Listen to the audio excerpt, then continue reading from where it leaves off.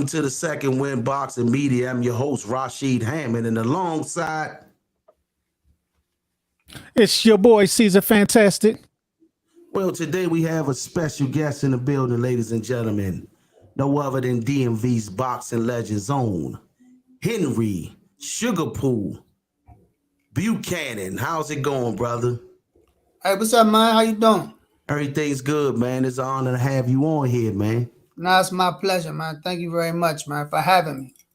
But, man, anytime, brother, man. Our whole objective, man, is to make sure all the young, all the soldiers, man, that stepped in that square get the opportunity and share their story, man, as much as possible. Because, back when we were doing our thing, man, it was no social media to really give a, in-depth, saying story about all of the soldiers that came through that ring. So, that was the objective of creating this platform, man. So by starting this off, man, I wanted to know, when did you start boxing? Shit, that's a good question. I don't know the exact year, but it was, I think I was probably in 9th grade. I only made it to the 9th. So that could have been 3 years. I was in the 9th for 3 years. I stayed back 3 times in the 9th. So my sister was dating some guy, and he was a professional boxer. And I used to throw punches every time he would come over the house. And I'm going to take you to the gym and have one of them young boys whip you. And the day I walked in the gym, I seen this dude in there hitting a speed bag. Come to find out, it was Gary Fast Hand Jones. It was one of the Russell's brothers, big brother. Yeah. And when I saw him hitting the bag, I said, I gotta come back here. I gotta learn how to do that. But the problem was I couldn't hit the speed bag in front of people that I was scared of, because what, you gonna have a portable speed bag in your locker?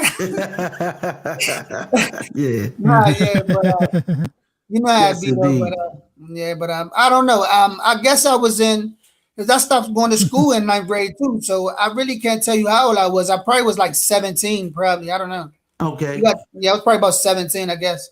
Okay, because I remember Gurry, man. I sparred Gurry a few times, man. He wasn't nothing to be played with, man. He was awesome. Super fast. Super fast, yes indeed, man. One of the best that ever did it come out of this town for sure, man. Yeah, he was better than me. He was definitely better than me in boxing. Yeah.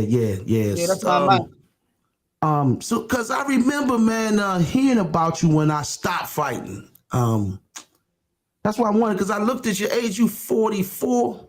Yes, sir. 44. I'm 43, and I don't remember you in the amateurs, but I remember seeing you when you turned pro. I was done by the time, when you start really actually fighting. But I was hearing things about you from everybody. Your name was ringing all over town. So explain your experience with being on the Contender show, and why did you stop and only did one episode on there?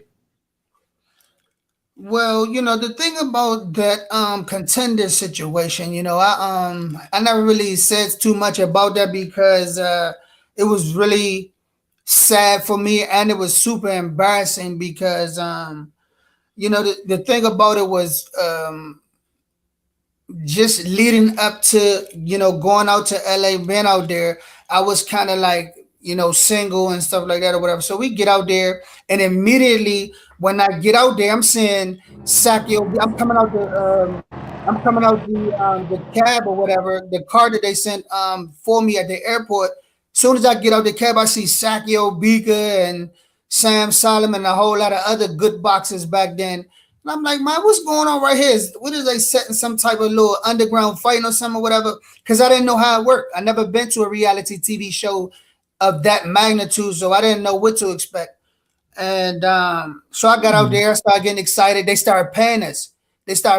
Once a week. They was giving us per diems and all types of stuff, paying us like, I don't know, like $2,000, $1,100 and stuff like that. But you could never spend the money because they wouldn't allow you to leave.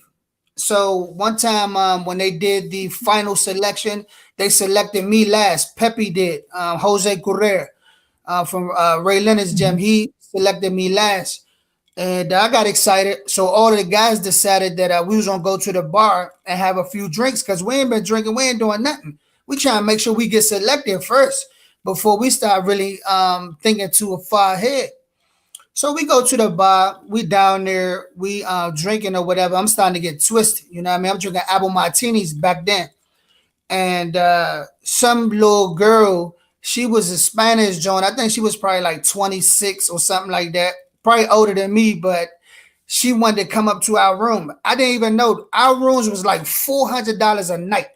I didn't know. I didn't have no idea. I was just like, all right, we had a good hotel. They chilling. You know, it is what it is. I thought everything was expensive. I didn't know our stuff was 400 something a night.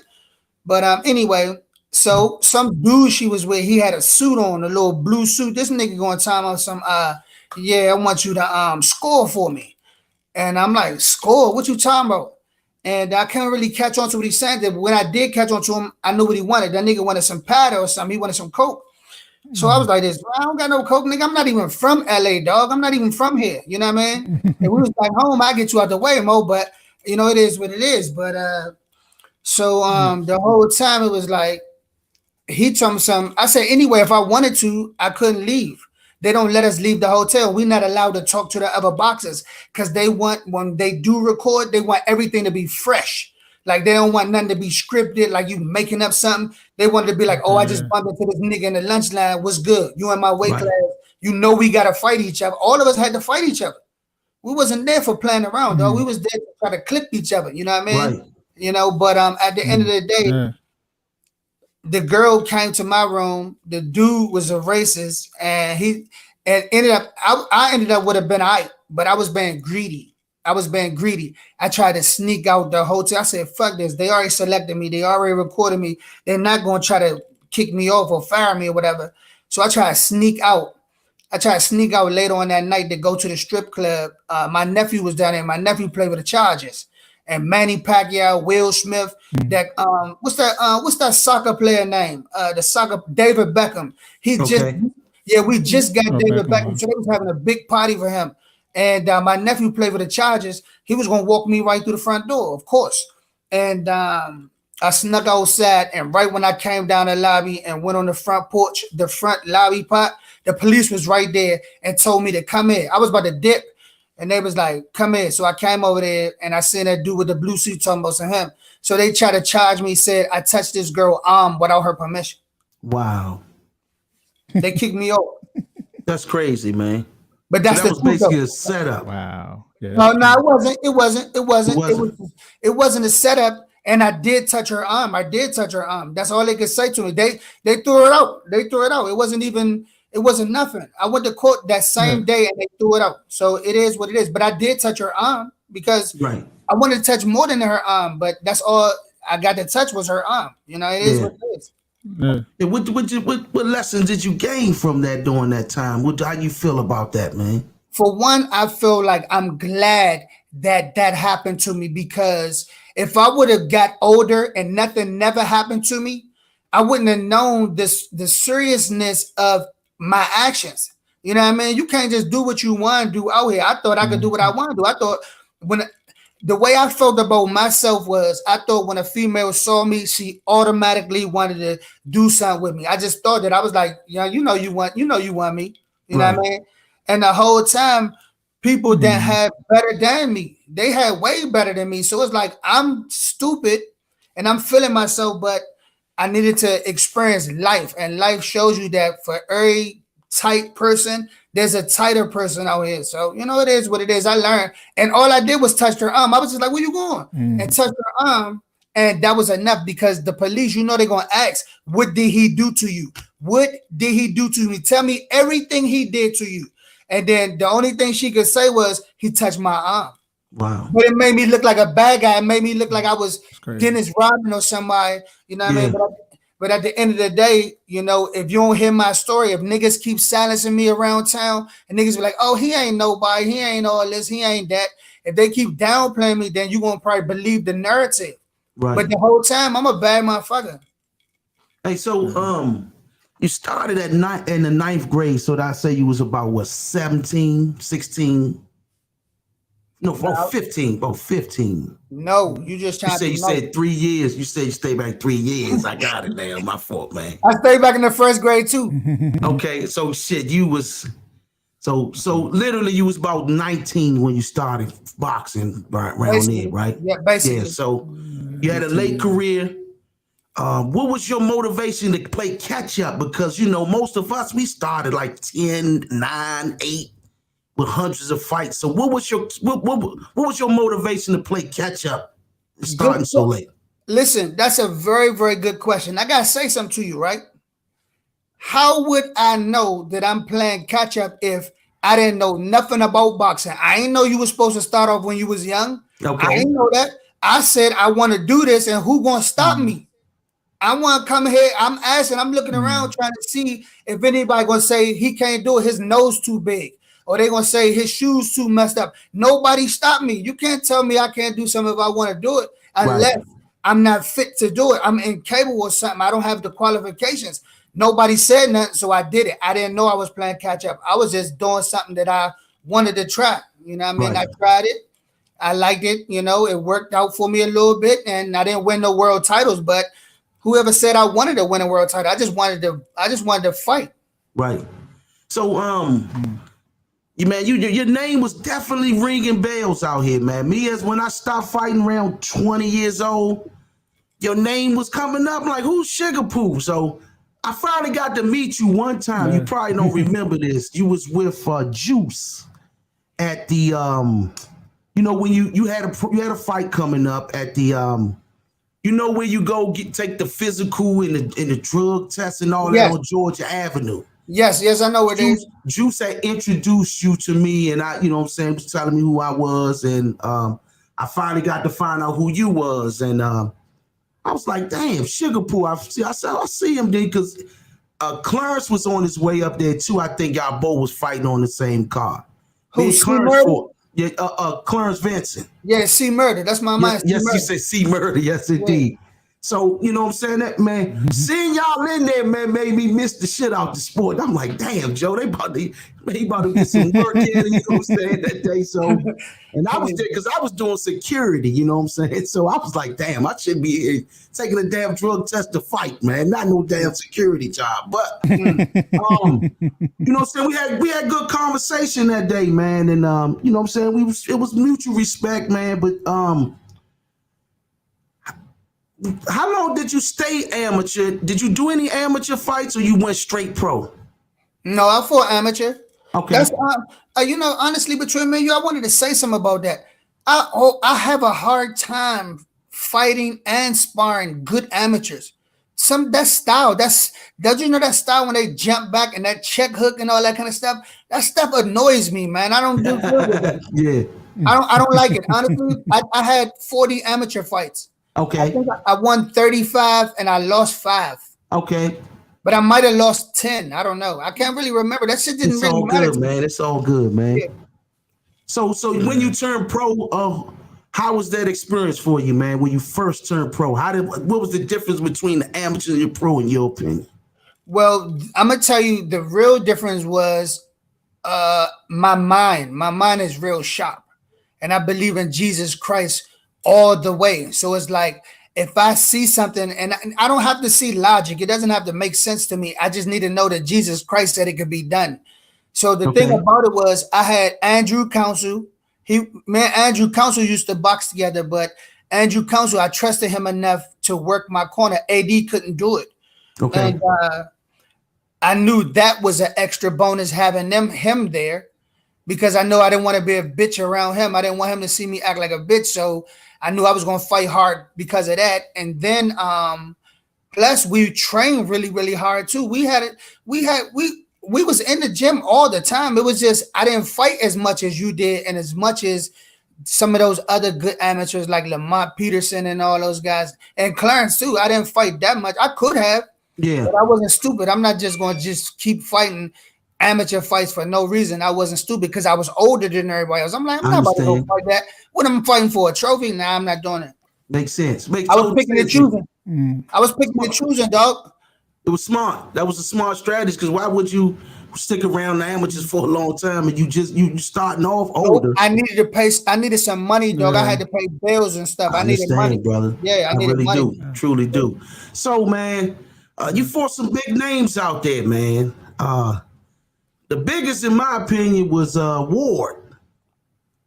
And you went 12 rounds with him, man. Explain your preparation for that moment, man.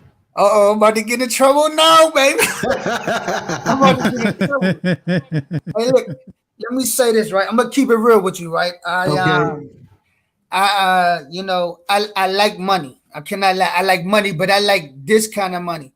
I don't like big bags of money like that. It make me nervous. But I like money like this, like stacks like this. I like stuff like that, all hundreds. So they called me, Reggie called me, Mark Johnson cousin, Reggie Brown.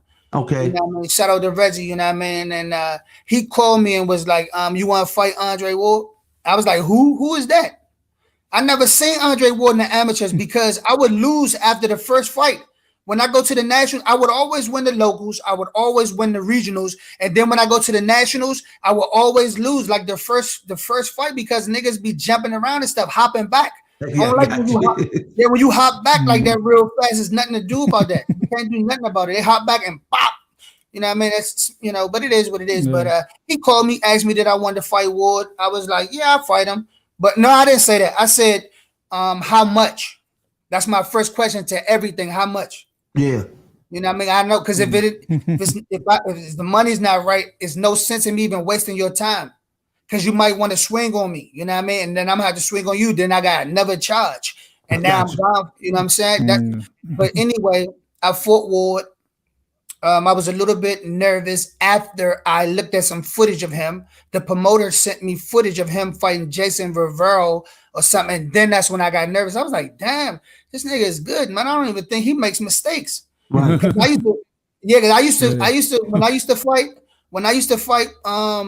I used to go into a fight thinking that I might get beat up a little bit for like a couple of rounds, but I know at some point I'm gonna hit you with something and you're gonna wobble around a little bit. I used to think that. I don't know, because it happened a couple of times, but it was all right. Jay Prince was there. Jay Prince used to manage Ward, and he was there, and he was talking trash too.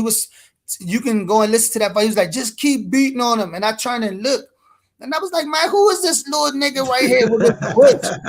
Little civil rights nigga. Yeah, but somebody was like, young, you need to chill out, dog. They was like, you need to chill out. Yeah. And I was like, oh. And then that's when I found out that he was, you know what I mean? Honestly, between me and you, that's a very touchy subject to talk about because I know people that know Slim. Yeah. But he's supposed to be that, though. They say that. I guess if he got that bread, he can easily just, you know what I mean, wire a nigga a couple of skins and be like, hey, yeah, peel that nigga sit back. Yeah, you know? right. Yeah. Are you allowed to cuss on here? I'm sorry. I apologize. Man, you cuss, brother. You good. You good. That's open market here, brother. Yeah, my bad. I didn't know if you was. I don't want to be cuss, brother. Go ahead, let it out, man. My man. Yes, indeed. But so you Michael Ward fight, man. Any other guys that you think, you know what I'm saying? Because I consider him as I know, that's just my opinion about Michael Ward. I think he's a great fighter, man. Andre Ward. I'm thinking of Andre. I'm so caught up in the DC Boxing Legend. You know, it's a Michael Ward out here. My fault, brother. Yeah, I went to that fight. I went to that fight when he fought Andrew Council. Yes, indeed. So Andre Ward is, in my opinion, probably he retired undefeated, man. So, and you went 12 rounds with him, man. It was a back and forth match, man. So, give me any other guys that you feel as though there was a difficult or challenging fight for you, man, as a professional. Let me think. We have, of course, that John Paul Mendy, my first loss. He was, I don't know, I think he was like 19-0. He was, remember, he's a South, all my losses, let me just confess this since all of us is on television now, you know, all of my losses has come from Southpaws. It's just awkward to me. That shit just does not make sense to me, and there's no way it's going to make sense to me. If it hasn't made sense to me by now, it's never going to make sense to me. The Southpaw has to be a bum, or he has to not be a big puncher or something, and I could just walk through him in order for me to beat him. If he's good and he's crafty, like Alexander Johnson, if he's good and crafty like that and got some power with him, I'm not going to be able to beat him. I have to beat him by luck, or Jesus Christ got to destine me to beat him. But if it goes by skills and matching it up, I don't qualify. I'm easy. Listen to me. Let me tell you something. Nobody talks to me because they are afraid. But let me just tell you this. I'm easy to get along with. If I don't qualify for a job, I'm not going to apply for that job. And if I do because nobody else wants to wants to apply, and then somebody try to put me in my place, I'm not going to resist. I'm not qualified for that. That's just not what I'm good at. Who cares? Boxing does not run me. I run boxing. That's right. So, man, do you have any advice for the future of boxing in terms of the business side? Anything to look out for, to pay attention to? Yes.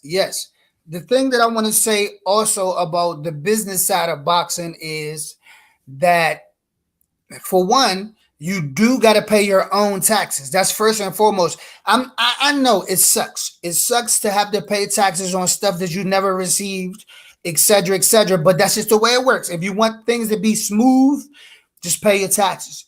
That's first and foremost. I'm not being nothing else. I'm just telling the truth.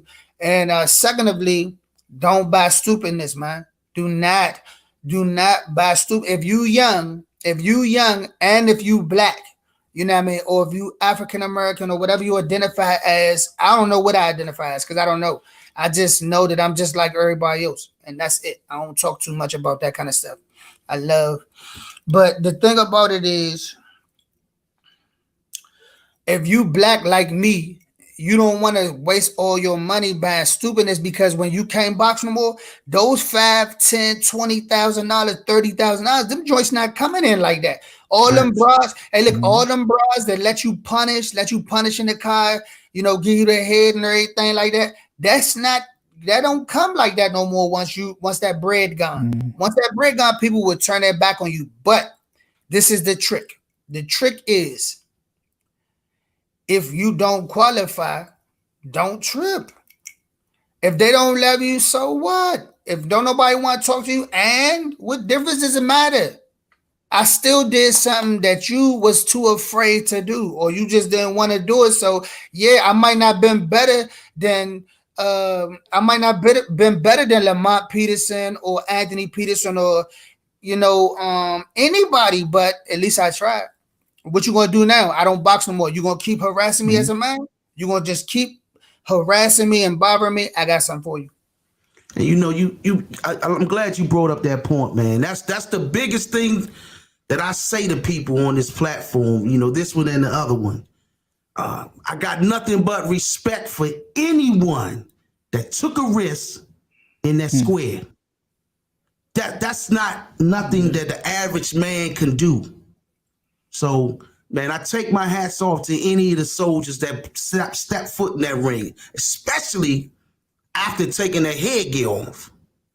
You risking your life. Yeah, I was scared. I was nervous about that. I was definitely nervous about it. Isn't that? I don't want to say it's an oxymoron, but isn't that retarded? When you in the amateurs, you put a headgear on and you put bigger gloves on. When you turn pro, they take the headgear off and give you smaller gloves. Yeah. I'm like, y'all trying to kill a nigga. Yeah, they are. I mean, that's the take whole the headgear off and give them take the what and left the what? Hey, look, take the headgear off and give them bigger gloves. Yeah. And we just had Zaire Rahim on the show. I saw that. I saw it. I watched it. He was talking about mental health amongst boxers, like, you know what I'm saying? He was saying so I told him to be quiet because my wife gonna use the shit against me, man. So so, man, do you really feel as though we have any issues after boxing, man? Hey, bro, this nigga wild as shit, dog. Hey, young, man, this is a crazy show, man. No, listen, let me tell you something. Don't go to the top, man, for real. We do. Listen, you do. You know, the thing about it is because, for one, like you said, it takes a special person to climb in that ring and go to battle. You are not regular.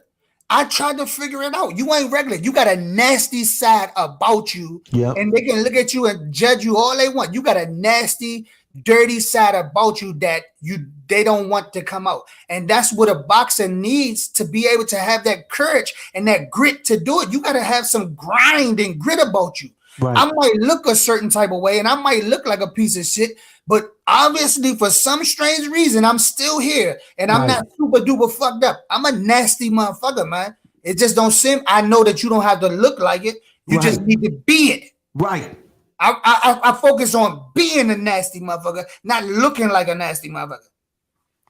And I feel you, brother. Yeah, that's real talk. It's like, remind me of the Incredible Hulk movie, man. You gotta keep that shit bottled up, man, for sure, man. So, what you think about these kids, though, man? What you think about this youth right now? You can't even talk to these niggas. Oh, yeah, that's terrible, man. It's and terrible. they'll shoot you for anything. So boxing really doesn't work when it comes to boxing. I mean, it works if it's like us and we're in a ring or the gym or something like that. Then every person that's better than you, like William Joppy. I think Joppy is a better boxer than me. Honestly, I want to tell you something about this Joppy, right? You know, I got into it with this guy, man. He pressed charges and stuff, went and told on me, got me locked up and stuff. That's how I got locked. That's how I lost that first fight with John Paul Mindy. Them niggas, somebody in Maryland, I don't want to blame it on DC, somebody in Maryland, because I'm from Maryland, they just sicked the police on me because I used to box at Ray Leonard's. I used to box at Sugar Ray Leonard's. That's the police station is right across the street. If you wanted to lock me up, you could have been locked me up. Yeah. Why would you wait until I go all the way to California? I'm about to fight a big fight, nigga, 19 or 18-0, and then you want to lock me up. Come on, man. They did that deliberately. But either way, let me say something about this.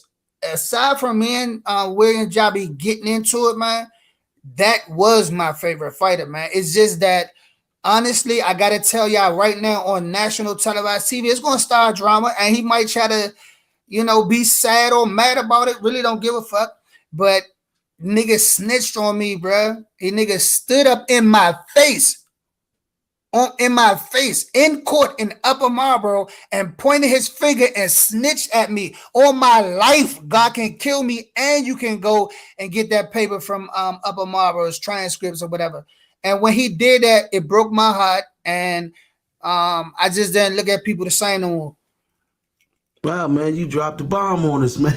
We wasn't expecting nothing like that. But we gonna keep that issue neutral, man, because we got nothing but respect for both you brothers, man. Yeah, that nigga Joppy like that. When it come to fighting, when it come to street shit, that nigga Joppy like that. If you ever get it twisted, that nigga will beat your motherfucking ass outside the street. He don't give a fuck. He don't give a fuck about me. If you even see this interview or somebody tell him that I was talking about him, that nigga try to swing on me, man. It is what it is. Yeah. I mean, I got nothing but neutral respect for both, because I can call Joppy up anytime, and we, you know what I'm saying, he'll be on the interview without hesitation. Yeah, so, that nigga like that, dog. That's my mind. Yeah. I like him. But man, hopefully whatever the issues between y'all two get resolved, because one thing for certain, two things for sure, as boxers, we are brothers for life, man. Yeah.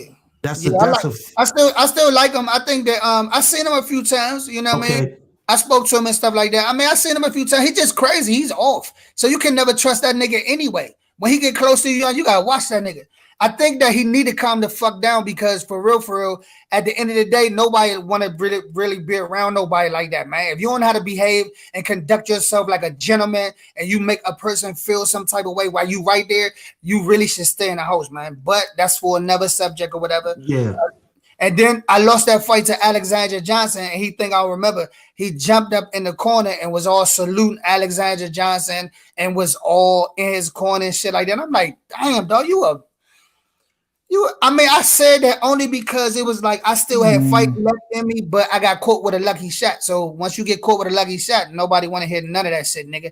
You got to let that shit go and die down or whatever the case may be. But Alexander Johnson, I want to say this on national television and national whatever, congratulations. You beat me fair and square, and it is what it is. I don't hate you. I don't have nothing to say about you. Congratulations. Yeah, I was there, man. That was just, I know y'all was going back and forth with words, man. That was at the convention center. I remember that.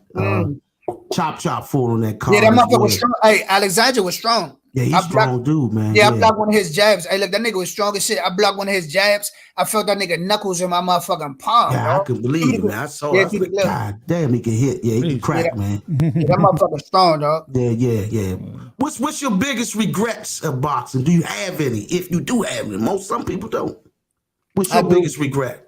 Not taking all those amateur fights. Okay. That's one. Not taking all those amateur fights because even though I talked shit earlier, I didn't get a chance because I started rambling. But the amateur fights, although you don't get paid for them and all you get is a trophy, the trophy is a bonus.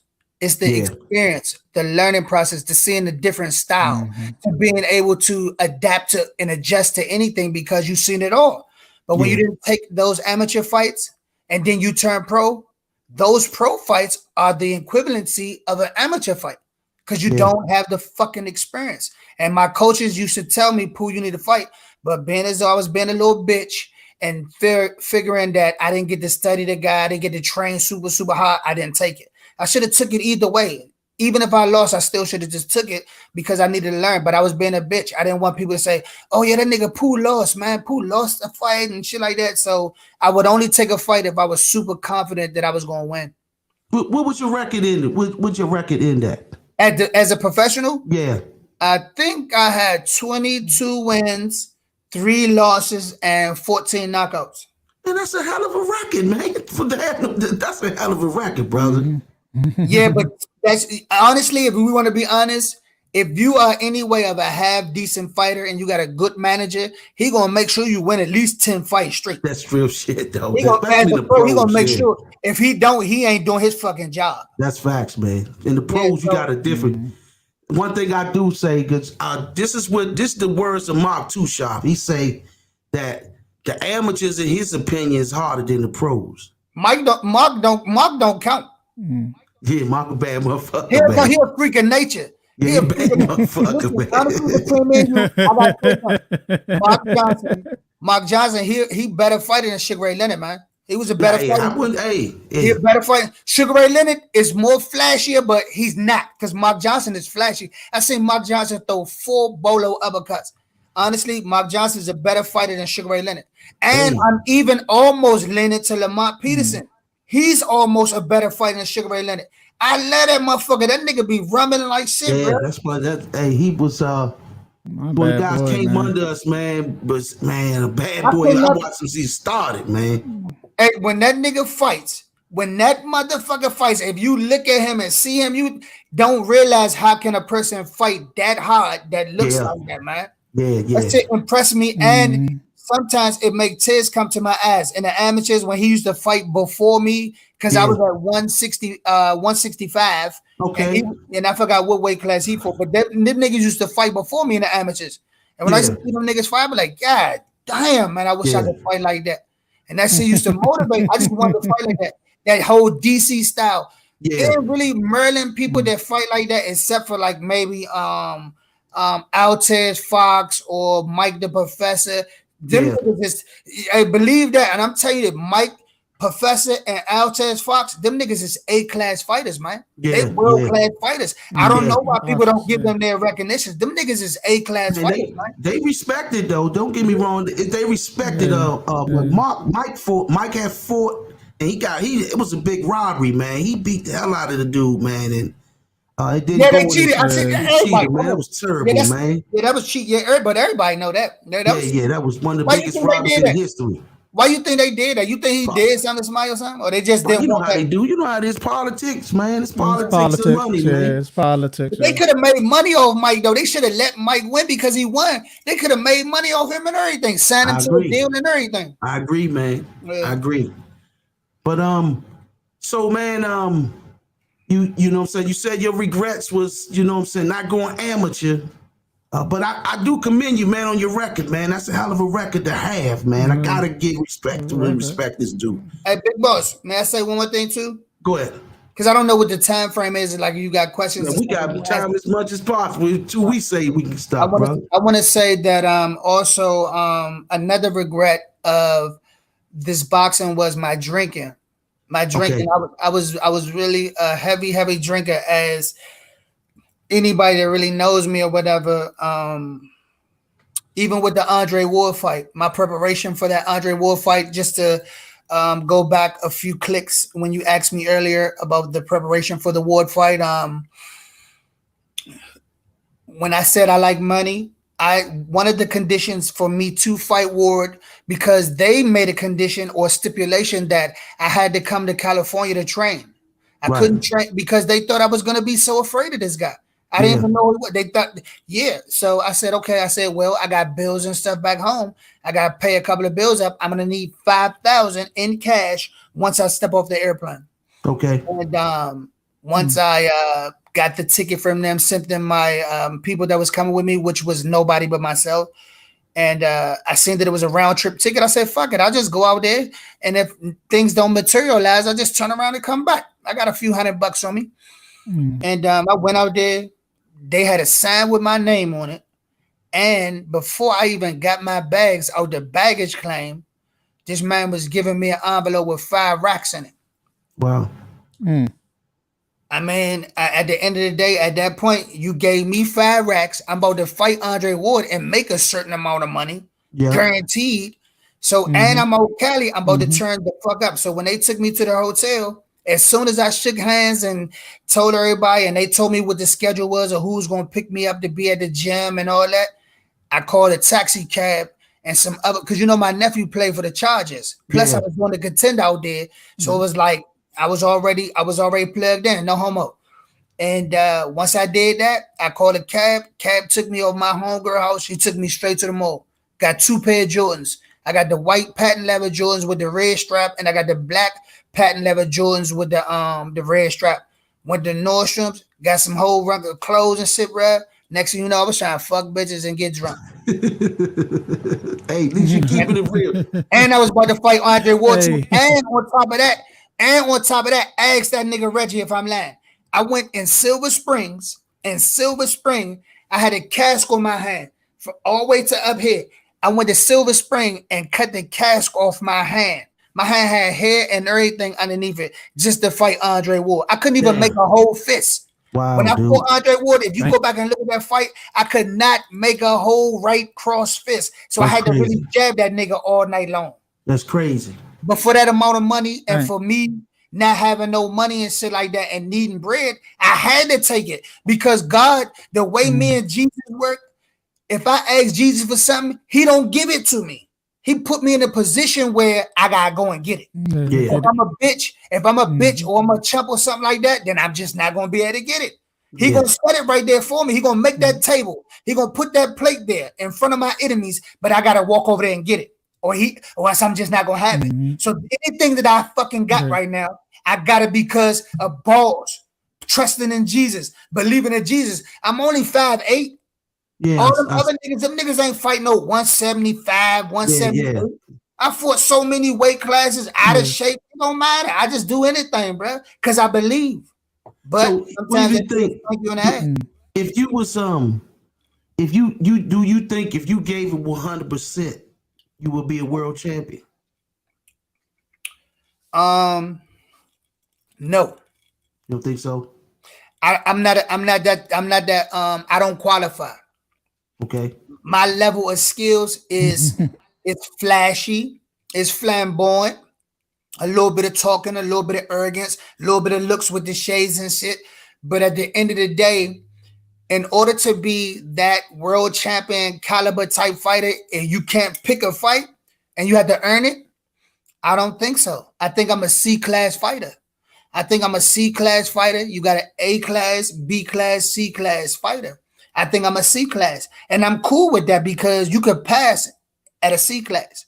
And any given night, if a C-class fighter catch an A-class right on the button, you out of there. But you cannot take night, but you can't judge a fight. You can't go into a fight thinking that. You got to prepare. And if I would have prepared my super hardest, I still could have not been a world champion because those niggas is good, man. And I'm average. And I'm happy with that.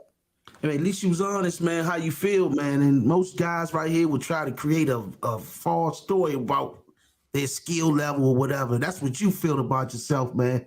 But I'm impressed with the record, man, and also these young guys now, man. Who you see, who's on your radar now, man, as a good fighter that you like, that's doing big things that you know what I'm saying, see now. Okay. Let me think. Who was I just looking at the other day? I was like, damn, man, that nigga is tight as shit. Morel.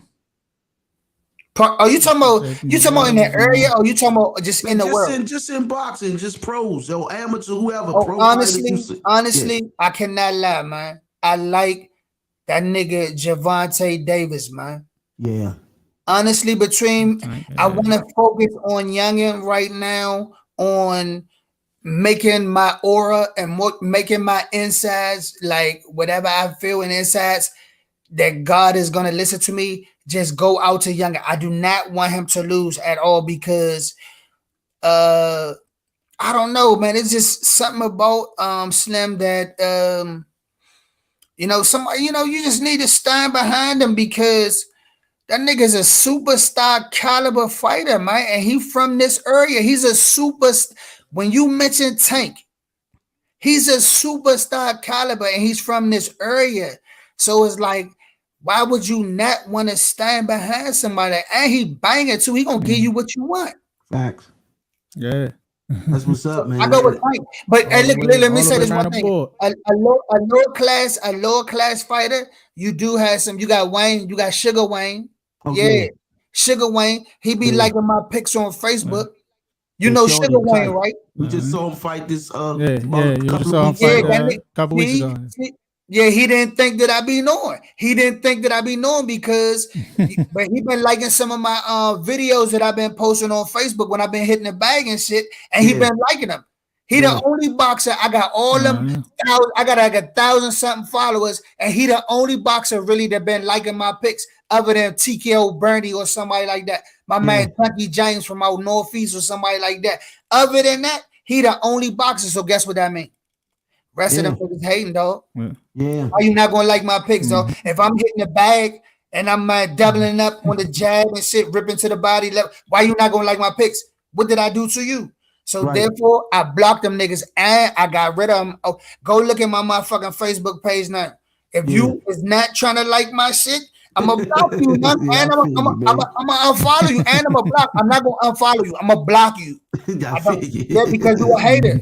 I don't need a hater at this day and age in this stage of the game. Man. Listen, he contested that, man. I'm the same way. I don't care about them not liking my stuff or nothing. My biggest thing is, you know you can sense a hater instantly, man. The mother just sitting there ghost watching you. Faking. Man, I'm just telling you, man. Especially these boxers, man. They turn something up, man. Crazy. And then look, and you know what? You would know, hey, big boss, you would know how they hating on you, right? Because as soon as you post something, they'll post something. Some old shit. Some shit from back in the day, some old shit back when them niggas had on drop socks. When they had the little footies, and they had footies on with the little balls and shit on the bottom. Nigga had a pair of orange Etonics on. Oh shit, damn, Joe, that's terrible, man. That's terrible. But man, it is what it is, man. I usually some of them jokers I let them follow me because they got to see because that's just gonna make them more upset, man. In the end, man, for sure. I gotta tell you something too when you get a chance. I gotta tell you something. Okay. Look, let me say this right. Look. Man, all jokes aside, I don't know what's going on, but I gotta tell you, hands down, the best gym in the world is not in the world, but in the DMV area is the Headbangers, man. Yeah. But niggas, honestly, I was at the Headbangers, bro, before I ever lost. I never lost before. And I never even came, when I was over there, I never even came close to losing. And I never even got tired for real for when I was fighting. Yeah. But I left because I was fake trying to be loyal. And these two dudes told me, one nigga name is Jerry and the other nigga name is Nate. They was like, hey, Pooh, you should stay over here at the Headbangers because it's the best place for you. And I didn't listen. And because I didn't listen, you asked me about one of my regrets. Slim, when it comes to boxing, right then and there is where I dropped the fucking ball. When I left the Headbangers, that's where I dropped my fucking ball when it comes to boxing, because that joint was going to show me, it was going to take me to my maximum potential. No other gym could do that. This nigga burying them over there, he had all of the spine. He had all of the mid work. It was all of the reputation. It was all of the DC niggas. It was all of the, so if you was a bitch or you wasn't that good, just to prove them niggas wrong or just to fit in with the crowd, you had to dig down. You had to bite. You had, because if they saw you was a bitch, bro, they wouldn't let you stay over there. And they'd talk bad about you. Yeah, that's facts. That's facts, man. Headbangers definitely a test of the Warriors, man. I remember when it was just Bug and this guy named Rafael Garcia. Rafael Gavassier, I'm sorry. And then they brought in what's my guy name? Josh. Josh came, and Lamont Anthony them came, and it was the girls too. Latasha and what's her name? Lakeisha, I forgot her name. Coffin. They came. So that was the beginning of the Headbangers, man, right there. Cause damn, you was back then? I'm back then, man. I was back then. Lamont Anthony would come to the Nationals, see me and my brother, the only two in the championships at the Nationals. So that's why. So now I get it. That's where they get that from. They getting that from y'all. They getting that from y'all. That's where they getting that from, young. They got it from us, but they took it to another level. Like for sure. Yeah, they took it to another level. When they got it from us, Anthony and Lamont, man, they just had something different than what me and my brother had. It was another edge like that got them where they are now, and it's being well respected like they are now. It's just an extra edge that they had. But I could say we planted a seed and motivated, you know. Hey, honestly, man, you know, the fact that you got me here on this platform or whatever, I don't want to get tears in my eyes or whatever, but I didn't like boxing for a long time because of DC and Maryland and this DMV area. I didn't like it. I didn't like the way they was treating me. I didn't like the way they was acting towards me for no apparent reason. It was like they was happy. If anything misfortune or any type of bad thing happened to me, it was like they was happy. And I'm like, why are you happy? You don't know me. If you know me, you know that if I get money, when I get drunk and I get in a good mood, I'm going to give it to you. To men too. I don't care if you're a man or a kid or a woman or whoever. If I feel sorry for you or I like you enough, I'm going to give you however much money I got. You know what I mean? Not at one time, but I'm going to give you like 100 here, 200, 300, 100. But it just seemed like it. And they thought it was because of females, because I don't really know what it is about the females, but I'm going to get a female regardless. They're going to like me regardless. It doesn't matter. You can't stop that because I'm going to make sure that I'm presentable. I'm going to make sure my nails is clean. I'm going to make sure I took a bath. I'm going to make sure my clothes and my jeans and stuff is presentable. I'm going to make sure. So I'm not going to get all the top-notch females to be out there in the rooftop parties, but I'm going to get somebody that's going to be, you know, quality. Right. You know, it is what it is. But niggas look at me and think, oh, yeah, that nigga can fuck my girl or he can do this and that. And they automatically go on the defense and they will not help you. Why is we like that in this DMV area? It is because of females. That's it. These tender dick niggas, that's what it is. That's facts. It ain't because of nothing else. Because you can make money off of these niggas. Niggas can get together and can make money. But they won't do it because they think a female gonna find out. A female gonna see this guy and be like, oh, who is that? Oh, you with him? You know him? Who is him? What's his name is? And then next thing you know, they think that you want to smash their girl. That's the only reason why they won't do it. It's no other reason. Especially if you know you ain't known for being a backdoor type nigga or a killer. I ain't no gangster. I ain't been known for that. Hey, what y'all want to do? Hey, let me go put a little bit in here. I want to ask you one more question, man. We gonna close it out in a few, man. We about to close it out. I forgot to ask you what area you come from, man. Capitol Heights. Capitol Heights, okay. Yeah, I'm from Capitol Heights. I'm from Addison Road area, Sea Pleasant, and motherfucking Central Avenue, Hill Road, all that. Okay, I usually ask those questions at the beginning, but I had to find out where you originated at, man. You down in South Carolina now, man? Nah, I put that on there on my videos because that's where I'm from. That's why I was born. I was born in Chesterfield, South Carolina, and I grew up in Cheraw, South Carolina. All my family live down there. So I put that on there as a special tribute or shout out to them just because I didn't put anything out for a long time. I ain't put no videos, no contents out. Y'all haven't seen me in a long time because I did, man. I just recently started seeing you, man. I did notice that, man. Because I didn't want nobody to see me. I didn't want nobody bothering me, and I had a grotesque feeling for human beings. They were nauseating towards me. When I seen somebody doing something stupid or just acting some type of, I'm like, oh my God, this nigga is crazy. You stupid. If I crash out right now, I bring that effing into your motherfucking front door right now. Right. So you doing all that and you gonna make me crash out. Yeah. You see what I don't understand what's wrong with these niggas. And they so easy to touch, they right there. Yeah. I'm like this, please, man. Right there. I don't want to get in trouble. I don't want to go to jail. Leave me alone. So what I did was I found out that when it comes to the Satan, he won't.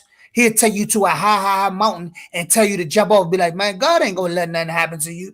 He tells people stupid stuff like that. That's why when Jesus was on the cross, he said, Father, forgive them, for they know not what they do. And that's what I say to stupid people today. When they fucking with me, I say, man, Father, forgive them. They know not what they do. Because if I crash out right now, dog, I'm gonna leave you. And being as though you ain't seen me in a long time, it's because I don't want to go to jail. I like good food. I like showers. I like TV. I like making me a drink. I like minding my business. I like going to work, making money, being with my lady, my wife. That's all we're not married yet, but we're gonna get married. I mean, I just like minding my business or whatever. I don't bother. I start the way, but we living in the last days, man. We living in the last days, and trust me, I'm on y'all show tonight. When I'm on y'all show, that means that this thing is going to be blessed. It's already blessed because this show was already here before I even thought about it. You been did this, dog, and you been had this thing up and running without my help. So you know, at the end of the day, it's just a mere fact that I'm here now, and I bless this joint. I bless it, brother. The only reason why I'm blessing your show is because you were so helpful and so welcoming and just invited me in. You ain't holding nothing against me, no grudges. You ain't treat me all funny. You asking me good, solid questions. You ain't hitting below the belt or nothing, man. You been a real man, man. And I respect it. And I'm asking God to bless you, man. Appreciate with long it, life and health and longevity. Appreciate it, brother, man. Before we close this out, man, is there anyone that you want to give thanks to for introduce you to boxing or whatever you feel like you want to, you know what I'm saying? Just anybody that you want to show some love to, brother. Yes. I got to be honest. This person gave me strength. This person taught me how to believe in myself. This person really took me from a boy to a man, took me from a child to a boy and a boy to a man. And they never left me. They never left my side. They never betrayed me, never backstabbed me one time. And I owe all my thanks and my honor and everything that I am right now to my Father, Jesus Christ. That's who I give strength to. That's who I want to thank. That's who I got anything to say for. I don't get nothing to no man. Because at the end of the day, these bammers was taking money from me and everything. They was doing all that. But at the end of the day, you know, that don't really, it didn't stop me. None of that. See, you know, the thing about it is, hey, look, watch this. I guarantee you right now, I bet you I box again. I bet you I fight again. Okay. Right now, I bet you I fight again, and I fight at any top level right now if I want to. I bet you. Hey, right it's now, all about belief system, brother. Look at this. Look at this. Right now, if I want to, look at this. Right now, if I want to, I can box right now. Right now, I can go to anything right now if I wanted to. It's all a belief system, man. It's all on you, man. The thing about it is, the thing about it is, when I was hitting the bag, I had some type of epiphany. The epiphany was, nigga, how can you box at a top-notch level when you don't believe in yourself? That's why I can never win big fights like that. I don't believe, or I don't think that I can really, beat top-notch stuff because I don't really have confidence like that. I only believe in Jesus Christ. It's the only thing that I can close my eyes and believe in 100% is Jesus Christ. I don't believe in myself because why would God bless me if I'm doing harm to another man? If I'm punching another man and I'm doing harm to him, why is God going to bless me to hurt somebody else? I could have been a job. I could have had a job as a janitor. I could have washed cars for a living. I didn't have to be a boxer. Jesus didn't tell me that. I chose to be this. And God is like, nigga, you don't got to be that. Be something else. You don't have to do bodily harm to somebody that I created. So I don't think that God has blessed me. I think that God gives me strength and wakes me up in the morning. What I do with his strength is up to me. It's called free will. And if I use my strength that God gave me to punch on somebody else, I'm in the wrong, man. I'm in the wrong 100%. So that's why I never made, all the way to the top level, like, because I got a conscience. Some other motherfuckers don't got conscience. They don't give a fuck. They'll step on anybody to make it to the top. They'll sacrifice a nigga. They'll set a nigga up. They'll backdoor a nigga. They'll do anything to that nigga just to make it to the top. Because when they walk in the spot, they want everybody like, oh, that's that man, right? Oh, yeah, and that nigga got it. I heard a nigga like that, dog. I heard a nigga got money like shit, dog. Yeah, that nigga everything. And once the bitches hear that, they gonna want to let you smash. And that's how niggas is around here, man. I don't care about that. I did all that. Everything's ego driven, man. Everything's ego driven. That's the lowest form of vibration, man. Hey, brother, it's an honor to have you on here, man. It was an honor to have you on here, man. You are welcome anytime, man. Definitely. Got some few people on here, man. Shout out to Lou Peterson, Kiki, light skinned Lou. That's Lamar Peterson. Yes, indeed. Lou shows nice, man. You get a chance, man. Make sure you get on there as well, man. Cause that brother's doing big things too. That's Lucius Peterson. That's the light skinned Lou show, man. That show is nice as well, man. And man, nothing but love over there as well. So, brother, man, it's an honor having you on here, man. You're welcome anytime, man. Just continue doing what you're doing, man. Continue having that faith, as well as continue keeping a positive mindset. And man, sky's the limit, man. You know what I'm saying? Age is for us is nothing but a number, man. It's all about taking care of yourself, man. And your mind is still intact, man, from being a boxer. Most boxers don't have the ability to even have a conversation, brother. You full-fledged in it, man. Yeah, I be telling Mo. I mean, I don't do too much, but at the end of the day, though, like to piggyback off what you said, right? I want to say this right fast and get out of here. I do thank you very much. Also, Mr. Lou Peterson. I seen a couple of his comments. He was very nice to me or whatever. And anybody that likes me and that's nice to me or whatever, I don't mind. I do anything for you. You know what I mean? And being on your platform, I was a little bit nervous. Let's just let everybody let all your viewers know right now. I was nervous to come on here because I didn't know what to expect. I didn't know anything like that. But I felt very welcome. I felt treated fairly. And you got a nice setup, and I really am appreciative to be for you to make me seen like this. And thank you very much. I don't know too much to say because I don't know how to articulate too good, but you're pretty good, brother, man. It's well deserved, man. You put your life on the line, man. You deserve recognition, man. You put your life on the line. Put your life on the line for this sport, man. So it's no other way to give it to you, man. I'm gonna fight again. What? I'm gonna fight again. I'm gonna fight pro again. I believe you, man. I see you working. I'm gonna fight pro again, and I'm gonna beat a nigga with just one arm. I'm gonna lay some bets and wagers out that I can fight a pro right now, and I can beat him for 2 rounds. For 2 rounds with just one arm, with just my jab alone. Because my mind, I got older, and my mind got better, and it is what it is. I never trained really hard before, you know what I mean? But it's all good, man. We'll work it out. Man, ladies and gentlemen, man, I'd like to thank brother for coming on here, man. DMV Boxing Legend Zone, definitely. Henry, SugarPoo, Buchanan, the second win, Boxing Media. And if you still in here, hold on, see. If you still in here, sorry, man, bro. like he said, don't be a hater. Don't be a hater. Hit that like button, subscribe button, man. Holla at us. Second win, Boxing Media, baby. Peace.